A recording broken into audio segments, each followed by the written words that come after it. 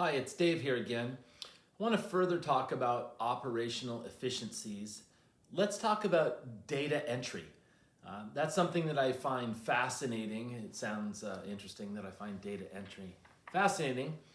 However, going into any business, I see data entry, I'll call them process errors, all over the place.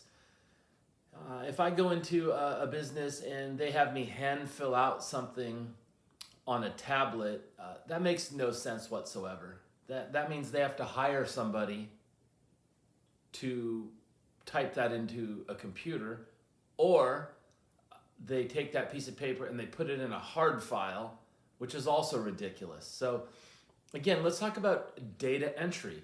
Let's talk about documents. Documents basically store data.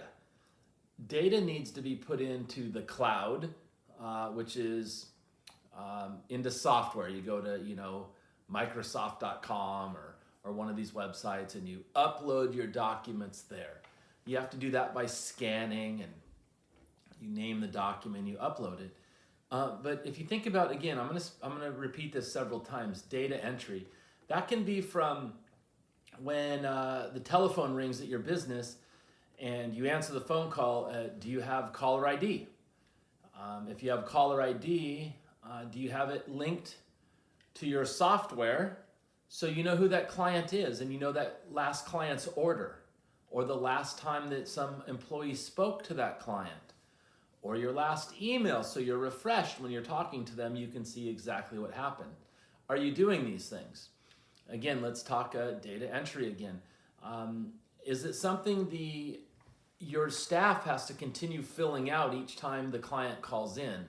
Their name, their phone number, their order of flour, or their strings for their tennis racket, or whatever the order is part for your car. Again, if that client is calling in more than one time, you should know that. If you don't know that, shame on you.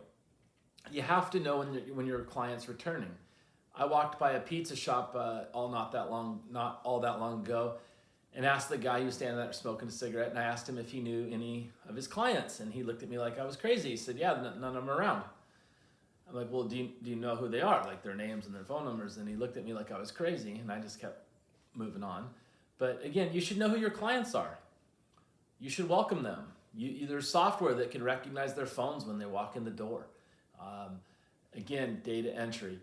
You can have your clients enter their information over the phone or through their website.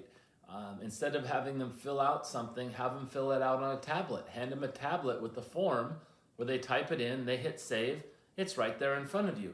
No wasted time. You're not paying an employee to enter data.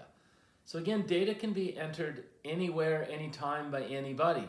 Your employee's doing it, your client's doing it, you're doing it, your bookkeeper's doing it.